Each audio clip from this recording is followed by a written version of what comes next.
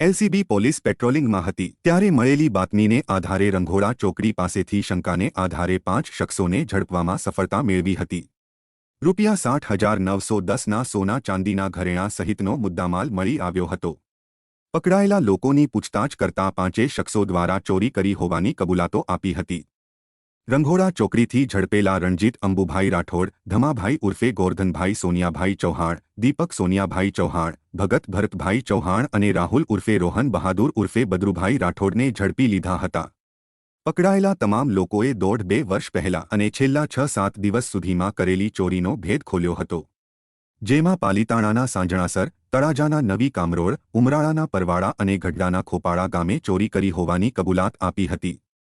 જો કે આ સાથે આ ગેંગમાં અન્ય 2 સભ્યો પણ હોય જેમાં આતિશ ઉર્ફે વિશાલ બદરુભાઈ રાઠોડ અને હિતેશ દિલીપભાઈ ચૌહાણ જેને પકડવા માટે પોલીસે ચક્રો ગતિમાન કર્યા છે. દિવસ દરમિયાન બંધ મકાનના તાળા જોઈને તેની દિવાલ ટપીને ઘરમાં પ્રવેશી ચોરી કરવાની મોડેસ ઓપરેન્ડી ધરાવે છે. પકડાયેલા તમામ ગીર સોમનાથ જિલ્લાના છે જ્યારે 5 શખ્સો ઘાંટવડ ગામના